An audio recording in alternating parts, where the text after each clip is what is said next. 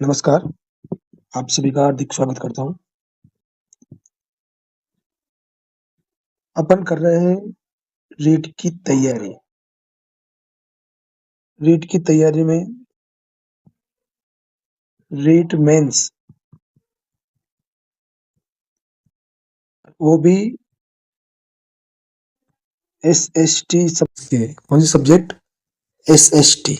SST में जो topics दिए गए हैं दोस्तों, 60 क्वेश्चन आते हैं। हर क्वेश्चन 2 नंबर का, यानी कि 120 अंक का जो मैटर है। अपन 1 बाय 1 छोटे-छोटे वीडियोस के द्वारा इसको क्लियर करेंगे और देखेंगे कि एक भी क्वेश्चन एग्जाम में इससे बाहर नहीं जाए। आज का टॉपिक है एलपीजी, यानी कि उदारीकरण, निजीकरण और वैश्वीकरण। ये जो टॉपिक है दोस्तों, अर्थव्यवस्था का, ये इकोनॉमिक्स से संबंधित टॉपिक है। सामाजिक में, एसएसटी में इकोनॉमिक्स का जो पोर्शन है, उस इकोनॉमिक्स के पोर्शन से ये टॉपिक दिया गया है। इस टॉपिक को अपन क्लियर करेंगे और इस वीडियो में जो सामग्री जुटाई गई है वो एनसीईआरटी की जो 11th की बुक है, इकोनॉमिक्स में चलती है, उसमें पूरा उदारीकरण, निजीकरण, वैश्वीकरण का टॉपिक दिया गया है, वहीं से लिया गया है। और एक्स्ट्रा जानकारी भी जहाँ से क्वेश्चन बनने की प्रबल संभावना है, उनका भी इसमें समायोजन किया है। देखो, एलपीजी जो नीतियां अस्तित्व में आई थी वो 1991 से आई थी। सबसे पहली बात तो एलपीजी है क्या? एल मीन्स क्या है? लिबरलाइजेशन, लिबरलाइजेशन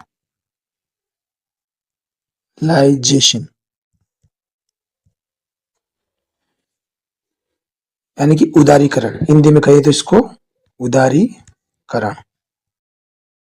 दोस्तों, उदारीकरण का मतलब होता है जो नीति, नियम है, कानून है, उनमें ढील दे देना, है ना, उनका सरलीकरण कर देना, ये उदारीकरण होता है। देखेंगे इसको इकोनॉमिक्स की भाषा में, देखेंगे, समझेंगे। पी होता है प्राइवेटाइजेशन, प्राइवेटाइजेशन।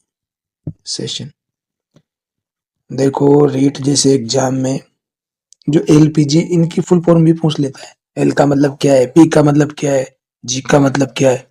तो इनके जो इंग्लिश टर्म है, इनको याद रखिए। एलपीजी नीतियां कब अस्तित्व में आई? 1951 में। ये चीज याद रखिए। बड़ा इजी सा क्वेश्चन पूछेगा यहाँ से, अगर पूछेगा तो, और थोड़ा थ्योरी से पूछेगा तो फिर थ्योरी आपको पढ़ना पड़ेगा, जो इसमें वीडियो में बखूबी बताई गई। प्राइवेटाइजेशन होता है निजीकरण, और निजीकरण का मतलब है कि जो सरकारी कंपनियां है, सरकारी फर्म्स है, जितनी भी संस्थाएं वगैरह है, उनको निजी क्षेत्र को दे देना, प्राइवेट क्षेत्र को किराए से दे देना या बेच देना, ये होता है प्राइवेटाइजेशन। जी मीन्स होता है ग्लोबलाइजेशन, ग्लोबलाइजेशन यानी कि वैश्वीकरण। हिंदी में कहे तो इसको वैश्वीकरण। वैश्वीकरण इधर लिख देते हैं, वैश्वीकरण। वैश्वीकरण का मतलब होता है जो अपने देश की जो अर्थव्यवस्था है, उस अर्थव्यवस्था को विदेशों के लिए भी खोल देना, यानी कि 2 या 2 से अधिक देशों से संपर्क होना, अर्थव्यवस्था का वैश्वीकरण कहलाता है। ये जो एलपीजी नीतियां आई थी, ये एलपीजी नीतियां आई थी दोस्तों 1991 में। उस समय केंद्र में प्रधानमंत्री थे नरसिम्हा राव जी की सरकार थी। उस टाइम पे इन नीतियों को लागू किया गया था और राष्ट्रपति थे रामास्वामी वेंकटरमन। एग्जाम में पूछ लेता है कि एलपीजी नीतियों के आगमन के समय देश का प्रधानमंत्री कौन था? नरसिम्हा राव। राष्ट्रपति कौन था? रामास्वामी वेंकटरमन। उस टाइम वित्त मंत्री हुआ करते थे हमारे मनमोहन सिंह जी। और ये जो एलपीजी नीतियां पूरी इस तरह से लागू की गई, इनको 8वीं पंचवर्षीय योजना में पूरी तरह से लागू किया गया। तो ये याद रखिए, किस पंचवर्षीय योजना में एलपीजी नीतियों को लागू किया गया? तो वो पंचवर्षीय योजना थी कौन सी? 8वीं, है ना, इसको याद रखेंगे अपन। पंचवर्षीय योजना 8वीं थी, 8th 5 years प्लान, है ना, 5 years प्लान के समय, during the 5 year plan of 8th this LPG policies are imply in the countries. Okay, चलो इनके बारे में देखते हैं वन बाय वन। एलपीजी नीति पे बात करने से पहले देख लेते हैं अपन कि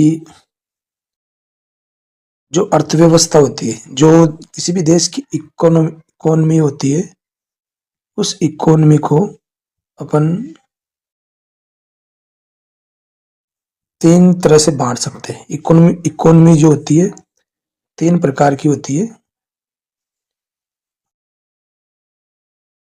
पूंजीवादी कहते हैं अपन, एक तो होती है पूंजीवादी, इसको थोड़ा बड़ा कर लेते हैं। एक तो होती है पूंजीवादी, एक तो होती है पूंजीवादी। पूंजीवादी अर्थव्यवस्था में क्या होता है, जिसमें सभी जो आर्थिक नीतियां बनाई जाती है, जितनी भी पॉलिसीज का निर्माण किया जाता है, वो प्रॉफिट कमाने के उद्देश्य से किया जाता है। सभी नीतियां लाभ कमाने के लिए बनाई जाती है।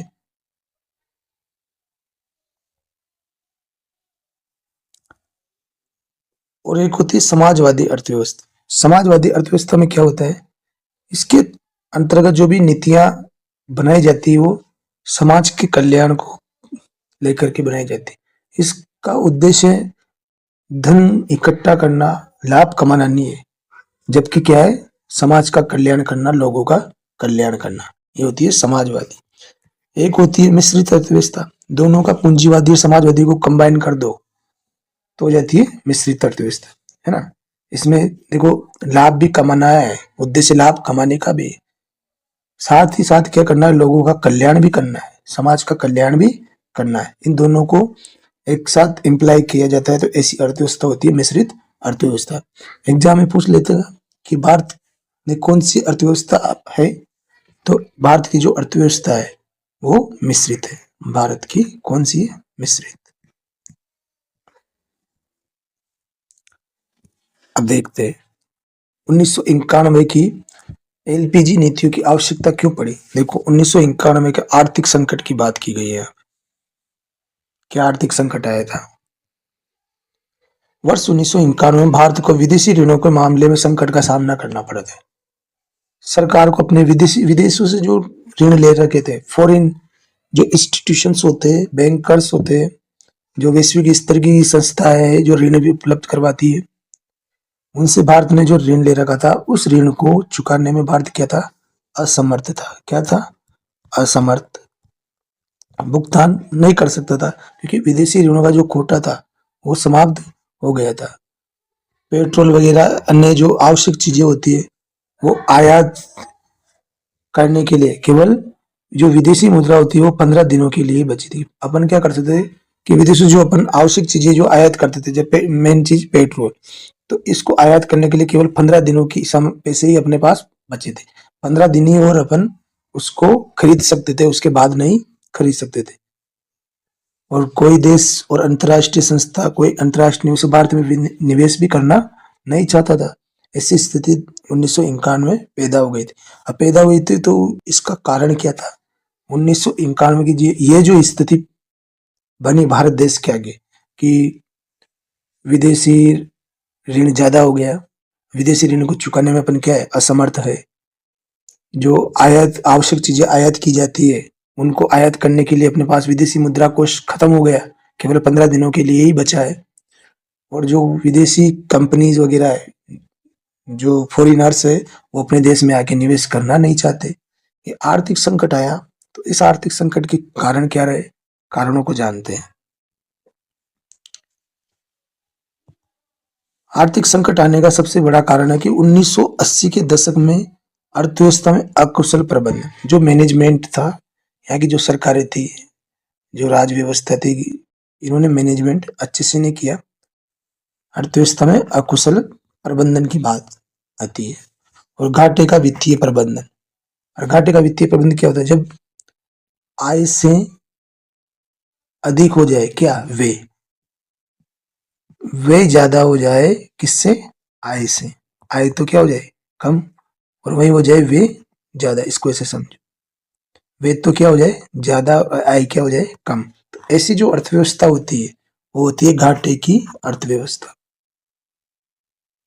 ऐसे समय पर ऐसी अर्थव्यवस्था में देश क्या होता है, सरकार क्या करती है, अन्य बैंकों, जनसामान्य या अंतर्राष्ट्रीय वित्तीय संस्थानों से उधार लेने के लिए सरकारें क्या हो जाती है, बाध्य हो जाती है। देखो आगे और क्या कारण है, अंतर्राष्ट्रीय व्यापार, जैसे कच्चा तेल का आयात करने के लिए डॉलर में भुगतान किया जाता है।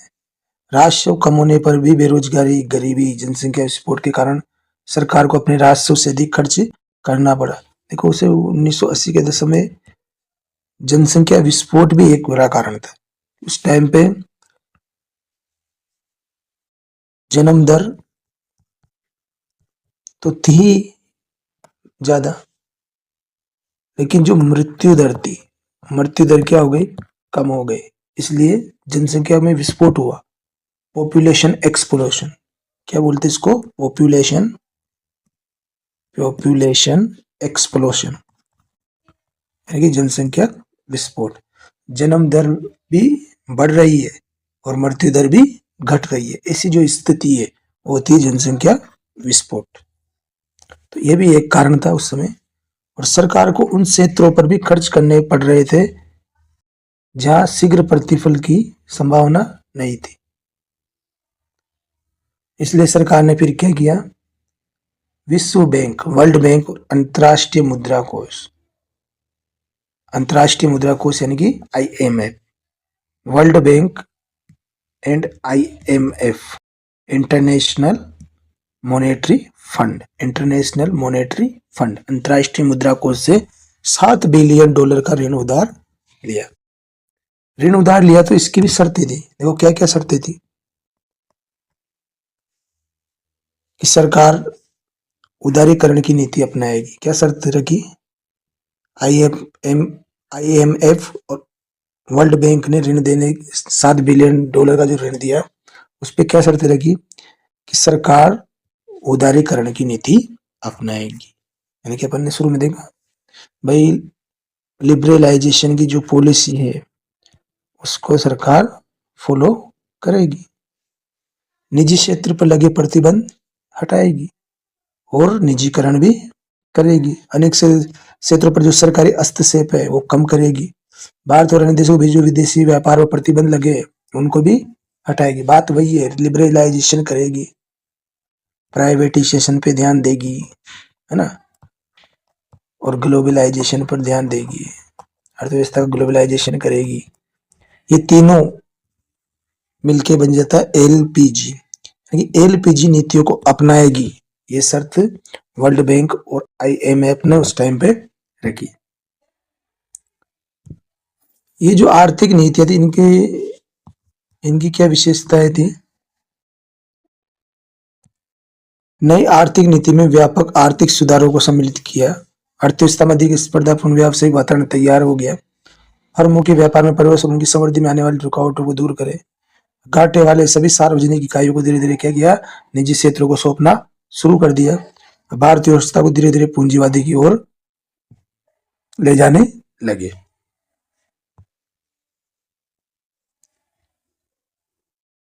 ये जो आर्थिक नीतियां है, इन आर्थिक नीतियों को देखो दो उप समूह में बांटा है। कौन कौन से, दो तरह के उपाय किए गवर्नमेंट ने। एक तो उपाय किया स्थायित्वकारी उपाय और एक संरचनात्मक सुधार। दो तरह के उपाय होते हैं। देखो स्थायित्वकारी उपाय तो क्या होते हैं, अल्पकालिक होते हैं, है ना, लो पीरियड, कम समय के लिए। इनका उद्देश्य होता है भुगतान संतुलन में आई गई कुछ त्रुटियों को दूर करना और मुद्रास्फीति का नियंत्रण करना।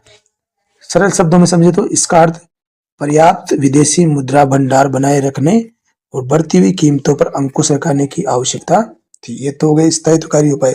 और संरचनात्मक सुधार जो होते हैं ये होते हैं दीर्घकालिक, यानी कि लॉन्ग पीरियड टाइप, जिनका उद्देश्य अर्थव्यवस्था की कुशलता को सुधारना तथा अर्थव्यवस्था के विभिन्न क्षेत्रों में सुधार करना और भारतीय अंतर्राष्ट्रीय जो स्पर्धा है, जो कंपटीशन है, उसको बढ़ाना।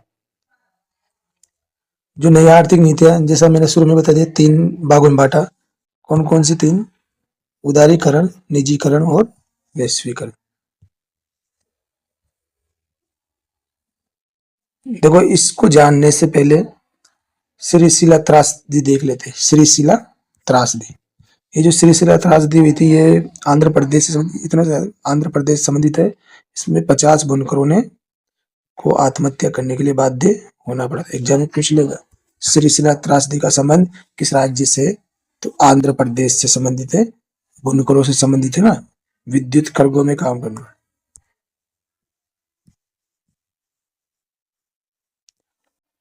उदारीकरण, उदारीकरण देखो, सरकार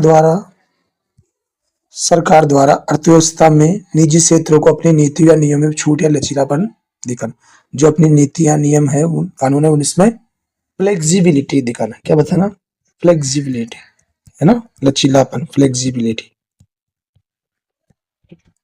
और कुछ प्रतिबंधों को हटाना उदारीकरण कहलाता है। कुछ नियम कानून में तो ढील दे देंगे, और कुछ है जिनको अनावश्यक उनको हटा देंगे।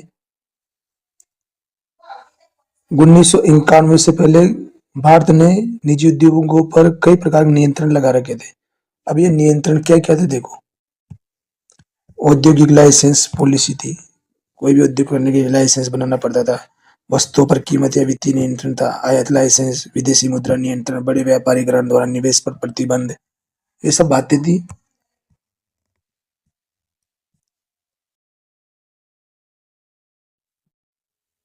सरकारी नियंत्रण था तो उसके दुष्प्रभाव भी थे, इनको छोड़ दो।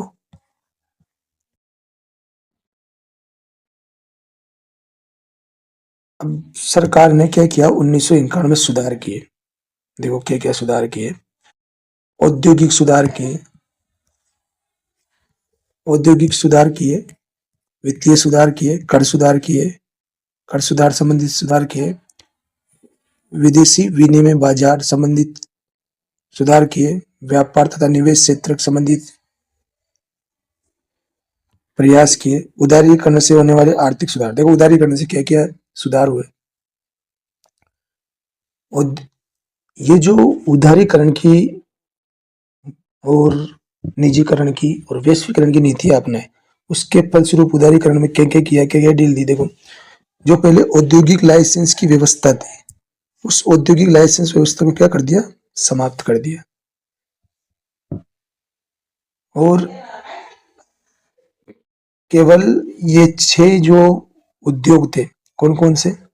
एल्कोहल, सिगरेट, जोखिम भरे रसायन, औद्योगिक विस्फोटक, इलेक्ट्रॉनिकी, विमानन तथा औषधि, इन 6 उत्पादों श्रेणियों को छोड़कर अन्य सभी उद्योग की लाइसेंस व्यवस्था समाप्त कर दे। परीक्षा में पहले भी दोस्तों प्रश्न बना है कि किन उत्पादों को छोड़ करके औद्योगिक लाइसेंस व्यवस्था को समाप्त कर दिया गया। तो एल्कोहल, सिगरेट वगैरह, जोखिम भरे रसायन, औद्योगिक विस्फोट, इलेक्ट्रॉनिकी, विमानन, औषधि, या 6 उत्पाद, इनको याद रखिएगा आप, है ना। अगर आप मांगोगे तो इसकी पीडीएफ भी मैं आपको उपलब्ध करवा दूंगा, लेकिन पीडीएफ कब मिलेगी? 100 सब्सक्राइबर जल्दी जल्दी पूरे करो उसके बाद, ठीक है। नेक्स्ट देखो, सार्वजनिक क्षेत्र को संकुचित कर पहले से छोटा कर दिया। सार्वजनिक क्षेत्र के अब सिर्फ 3 महत्वपूर्ण उद्योग बचे। सार्वजनिक क्षेत्र में क्या क्या बचे? प्रतिरक्षा, परमाणु और रेल परिवहन। और क्या क्या? उत्पाद से आरक्षण घटा, लघु उद्योग द्वारा उत्पादित अनेक वस्तुएं भी अनारक्षित श्रेणी में रख दी गई। आगे देखो, बाजार को अपने वस्तु की कीमत निर्धारण की अनुमति मिल गई, यानी कि अपनी जो वस्तु है उसकी प्राइस रखने की जो परमिशन है वो अब लोगों को मिल गई, मार्केट को मिल गई। पहले सरकार के ऊपर डिपेंड था, अब बाजार प्राइस डिसाइड करने लग गया अपने उत्पादों की। उत्पादन क्षमता का निर्धारण बाजार को सुपुर्द किया गया और बाजार की मांग के अनुसार अब उत्पादक स्वयं क्या निर्णय लगे कि क्या उत्पादन करना है और कितनी मात्रा में करना है, ठीक है। वित्तीय क्षेत्र में क्या सुधार किए गए? जो वित्तीय क्षेत्र होता है, देखो ये याद रखिए, क्वेश्चन पूछ लेगा आपसे। अर्थव्यवस्था की आर्थिक क्रिया की जीवन रेखा, अर्थव्यवस्था की आर्थिक क्रिया की जीवन रेखा किसको कहते हैं? वित्तीय क्षेत्र को कहते हैं। मेन जीवन रेखा यही है। इसके तहत जो सुधार किए गए, बैंकिंग में, स्टॉक एक्सचेंज मार्केट, विदेशी मुद्रा बाजार, इनमें किए। देखो रिजर्व बैंक जो होता है, रिजर्व बैंक का दायित्व वित्तीय क्षेत्र का नियमन करने का दायित्व किसका है? पूछ लेगा, वित्तीय क्षेत्र का नियमन करने का दायित्व है किसका है? रिजर्व बैंक का। देखो इसको अपन फटाफट फटाफट एक रिवीजन की तरह देख रहे हैं, जल्दी जल्दी, है ना। रिजर्व बैंक क्या क्या करता है? देखो रिजर्व बैंक विभिन्न नियमों और कसौटियों के माध्यम से बैंकों और अन्य वित्तीय संस्थानों के कार्यों का नियमन करता है। रिजर्व बैंक ये तय करता है कि कौन सा बैंक कितनी मुद्रा अपने पास रखेगा और कितनी जमा रख सकता है, कितनी दे सकता है, कितनी ब्याज दरों पर ले सकता है, कितनी ब्याज दरों पे लोगों को पैसे दे सकता है। ये सब रिजर्व बैंक ही डिसाइड करेगा। अब क्या किया 1991 नीतियों के तहत रिजर्व बैंक को इस क्षेत्र के नियंत्रक की भूमिका से हटाकर क्या बना दिया? सहायक बना दिया। पहले नियंत्रक था, अब इसको रिजर्व बैंक को सहायक बना दिया वित्तीय क्षेत्र का। वित्तीय क्षेत्र रिजर्व बैंक के बिना सलाह के ही अब क्या करने लगे? अपने निर्णय लेने के लिए स्वतंत्र हो गए, अपने निर्णय स्वयं लेने लग गए। इसी सुधार की वजह से वित्तीय क्षेत्र में भारतीय और विदेशी निजी बैंकों को भी पदार्पण का मौका मिला। बहुत सारे विदेशी बैंक भारत में आए, बहुत सारे जो धनाढ़ लोग थे, बड़े बड़े लोग थे, उन्होंने अपने निजी बैंक स्थापित कर लिए, है ना। देखो अब क्या हुआ कि बैंक व रिजर्व बैंक की अनुमति के बिना नई शाखाएं खोल सकते विदेशी निवेश संस्थाओं, एफआईआई, व्यापारी बैंक, म्यूचुअल फंड, पेंशन कोष आदि को भारतीय वित्तीय बाजार निवेश की अनुमति मिल गई। एलपीजी नीतियों के ये प्रभाव हुए, है ना। आगे देखो राजकोषीय नीतियां। देखो राजकोषीय नीति में आर्थिक सुधार अथवा कर व्यवस्था में सुधार। राजकोषीय नीति क्या होती है? देखो एक तो राजकोषीय नीतियां सरकार की राजस्व यानी कि आमदनी और व्यय यानी कि खर्च की नीतियों से संबंधित। राजकोषीय नीतियां किससे संबंधित है? सरकार के आय और व्यय से संबंधित है। इन दोनों को अगर सामूहिक रूप से मिला के बोले आय व्यय को अपन, तो क्या कहती है? राजकोषीय नीतियां कहा जाता है। दूसरे शब्दों में वह नीतियां जिससे सरकार का राजकाज चलता है राजकोषीय नीतियां कहलाती है। ठीक है। कर जो होते, देखो ये जो पोर्शन बता रहा हूं मैं आपका, ये वेरी वेरी इंपॉर्टेंट, देखो बहुत इंपॉर्टेंट दोस्तों ना, इसको बिल्कुल आप इंपॉर्टेंट लगा लो। एग्जाम में क्वेश्चन टपकेगा तो यही से टपकेगा। इसको थोड़ा बड़ा कर लेते हैं। कर जो होते हैं, टैक्स जो होते हैं, टैक्स को डायरेक्ट और इनडायरेक्ट दो भागों में बांट सकते हैं। एक तो डायरेक्ट टैक्स यानी कि प्रत्यक्ष कर, और एक इनडायरेक्ट टैक्स यानी कि अप्रत्यक्ष कर। डायरेक्ट टैक्स क्या होता है? वो टैक्स जिनका भार व्यक्तियों को टाला नहीं जा सकता। प्रत्यक्ष कर वह कर होते हैं जिनका भार अन्य व्यक्तियों को शिफ्ट नहीं किया जा सकता, उनको स्वयं को खुद को देना ही है। जैसे प्रत्यक्ष टैक्स में कौन कौन से आएंगे? इनकम टैक्स, आयकर आ गया, संपत्ति कर आ गया, कॉरपोरेट कर आ गया, पूंजीगत लाभ कर आ गया। ये याद रखिए आप, प्रत्यक्ष कर में कौन कौन से कर आते हैं और अप्रत्यक्ष कर में कौन कौन से कर आते हैं, केवल इतना याद रखिए।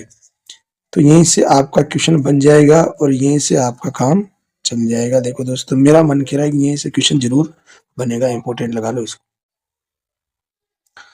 प्रत्यक्ष कर में कौन कौन से कर आएंगे? आयकर, संपत्ति कर, कारपोरेट कर और पूंजी लाभ कर। वहीं अप्रत्यक्ष जो कर होते हैं, अप्रत्यक्ष कर क्या होते हैं? वस्तु और सेवाओं पर लगाए जाने वाले कर को प्रत्यक्ष कर कहते हैं, जिनका भार अन्य व्यक्तियों पर टाला जा सकता है।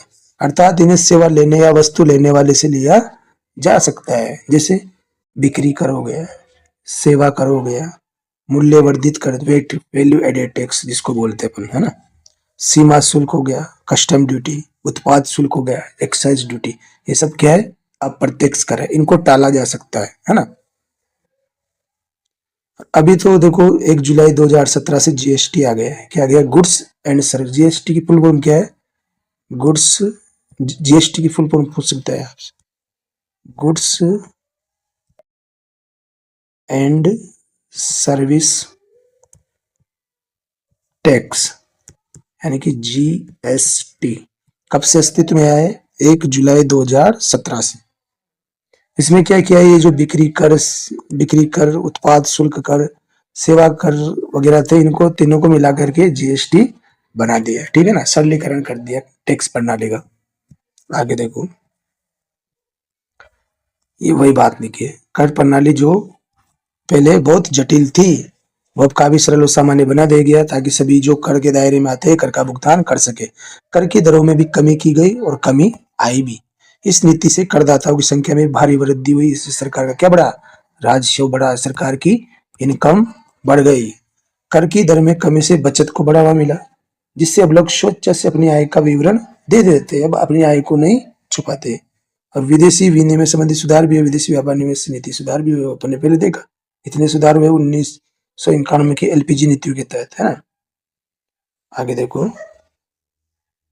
जो दूसरा सुधार था निजीकरण। निजीकरण देखो क्या होता है, वही बात जो मैंने शुरू में बताया आप, जब किसी सार्वजनिक क्षेत्र को या उसके प्रबंधन को किसी निजी क्षेत्र के हाथों सौंप दिया जाता है, तो उस प्रक्रिया को निजीकरण कहते हैं। निजीकरण भी देखो दो प्रकार का होता है। सरकार का सार्वजनिक कंपनी के स्वामित्व और प्रबंधन से बाहर होना, सरकार अब उस पर अपना अधिकार भी नहीं रहा और उसका मैनेजमेंट भी नहीं रहा, दूसरे को संभला दिया, बस अब तो कुछ पैसे डिसाइड कर दिए कि भाई इतना अमाउंट लेना है आपसे, आप चलाओ, आप कमाओ, और हमको तो बस ये जो फिक्स अपन ने मांग लिया हमने वो अमाउंट हमको दे दो। ये होता है निजीकरण। एक होता है सार्वजनिक क्षेत्र की कंपनियों को सीधे तौर पर बेच देना, भाई इतना पैसा दे दो हमको तो तुम ही चलाओ जिंदगी भर, ठीक है। एक टर्म पूछता है एग्जाम में, विनिवेश। देखो विनिवेश क्या है, किसी सार्वजनिक क्षेत्र के उद्यमों द्वारा जनसामान्य को इक्विटी की बिक्री के माध्यम से निजीकरण को विनिवेश कहा जाता है। ये डेफिनेशन याद रखिए, ठीक है। निजीकरण क्यों अपनाया गया, थ्योरी वाला क्वेश्चन पूछेगा तो इसी प्रकार से पूछेगा कि जो निजीकरण अपनाया गया, क्यों अपनाया गया, क्या कारण थे निजीकरण अपनाने के। तो सार्वजनिक क्षेत्र के उद्यमों का खराब प्रदर्शन, सार्वजनिक क्षेत्र के उद्यमों में लीकेज की व्यवस्था, रिसाव, चोरी हो रही है ना, फिल्फेरेज, अकुशलता है, इनएफिशिएंसी है, भ्रष्टाचार है, करप्शन है आदि बढ़ गए थे। इसी के कारण निजीकरण की जो व्यवस्था है उसको अपनाना पड़ा। एलपीजी नीतियों को 1991 से 8वीं पंचवर्षीय योजना से अपने नरसिम्हा राव जी को अपनाना पड़ा। नरसिम्हा राव जी उस समय क्या थे, पीएम। ये वापस दौरान कर दिया, मुझे याद रखिएगा, है ना। सार्वजनिक क्षेत्र के लिए पूंजी की कमी, सार्वजनिक क्षेत्रों द्वारा उच्च स्तरीय मानदंड का प्रयोग नहीं किया गया था। सार्वजनिक क्षेत्रों का उपयोग समाज कल्याण और राजनीति के लिए हो रहा था केवल, है ना। भारतीय सार्वजनिक क्षेत्र के उद्यम जिन्हें नवरत्न कहा जाता है, याद रखिए, नवरत्न एग्जाम में पूछ चुका है दोस्तों। निम्न में कौन सी जो कंपनी है वो नवरत्न में शामिल नहीं है, तो ये जो 9 कंपनीज है इनको आप याद रखिएगा।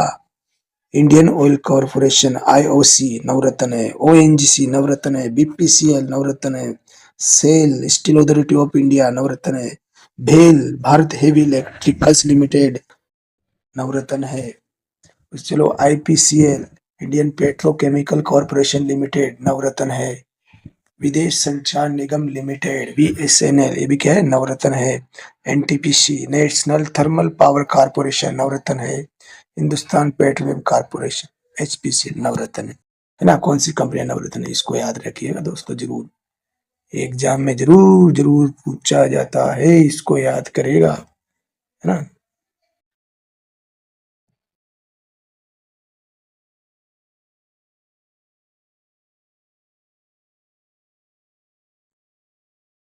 और देखो इनको याद रखिए ना, नवरत्न कंपनियां कौन कौन सी, पूरी यहाँ से लेकर यहाँ तक ये नो। अगर आप चाहोगे तो इसकी पीडीएफ मिल जाएगी आपको।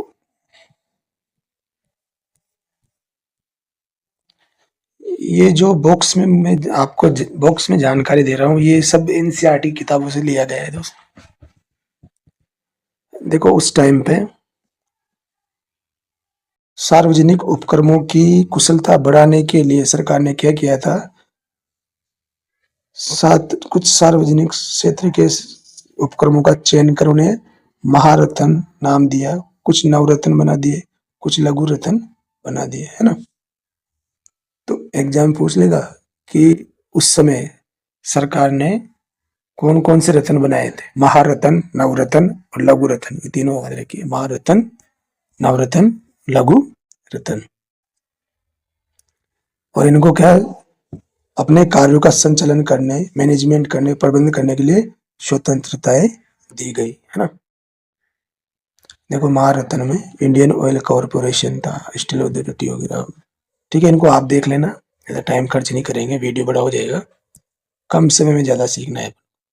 निजीकरण की नीति अपनाने के बाद क्या क्या लाभ हुए, निजीकरण के बाद क्या क्या लाभ हुए। निजीकरण से प्रतियोगी वातावरण का निर्माण हो गया, कैसा मैनेज एनवायरनमेंट बन गया, कंपटीशन बढ़ा, है ना, प्रतियोगी वातावरण का निर्माण हो गया, ये प्रतियोगी वातावरण का निर्माण हो गया, जिससे क्या हुआ, उद्योगों की गुणवत्ता में सुधार हो गया। निजीकरण से उपभोक्ता की जरूरतों के अनुसार काम करता है, उनकी प्रभुसत्ता को प्रोत्साहित करता है। निजीकरण उत्पादन में विविधीकरण को बढ़ावा देता है। निजीकरण क्या होता है, स्वहित प्रबल होता है, इसमें लाभ कमाने के लिए जो व्यक्ति होता है वो अच्छी मेहनत करता है और अच्छा प्रॉफिट निकाल के देता है ना। उद्यमी अपना 100% वचनबद्धता और योग्यता को लगाता है ना, बात वही है जैसा मैंने भी कहा। निजीकरण से उद्यमी को घरेलू एवं विदेशी वातावरण में कार्य करने को मिलता है, जिससे प्रतिस्पर्धा को बढ़ावा मिलता है। निजीकरण के लाभ है तो कुछ हानियां भी है ना। ये क्या करता है, समाजवादी समाज कल्याण के जो ढांचा है उसको थोड़ा नुकसान पहुंचाता है। आप समझ रहे होंगे बखूबी इन चीजों को, है ना। आप इनको पढ़ लेना, ठीक है, देख लेना। ये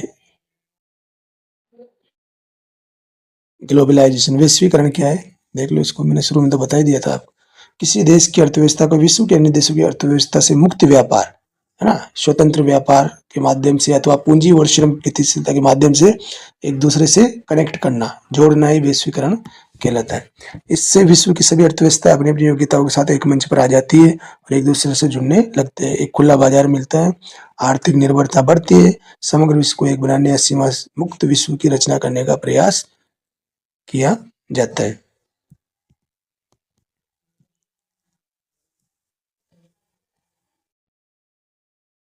देख लेना आप, जीडीपी बताया गया है। जीडीपी क्या है, किसी निर्धारित समय पर देशी सीमा के अंदर उत्पादित सभी अंतिम वस्तुओं और सेवाओं के योग को जीडीपी कहते हैं। ग्रॉस डोमेस्टिक प्रोडक्ट, जीडीपी क्या होता है, ग्रॉस डोमेस्टिक प्रोडक्ट। देश की सीमाओं के अंदर उत्पादित सभी अंतिम वस्तुओं और अंतिम सेवाओं के योग को जीडीपी कहते हैं। ऐसा नहीं अमेरिका में जो उत्पादन हो रहा है, वह देश की कंपनी हो, वो जीडीपी में नहीं आएगी, केवल देश की जो घरेलू सीमा है। इस प्रकार ये अपना मैप है, ये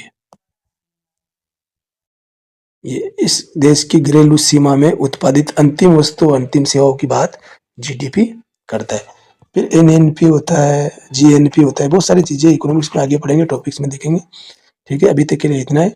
अगर वीडियो अच्छा लगा हो तो चैनल को सब्सक्राइब कर लो और आगे आने वाले वीडियो के अपडेट पाने के लिए बेल आइकन को प्रेस कर लो। और दोस्तों, सब्सक्राइब बढ़ाने में मेरी मदद करो, मैं भी आपको सिलेक्शन दिलाने में मदद करूंगा। थैंक यू, धन्यवाद, बाय बाय।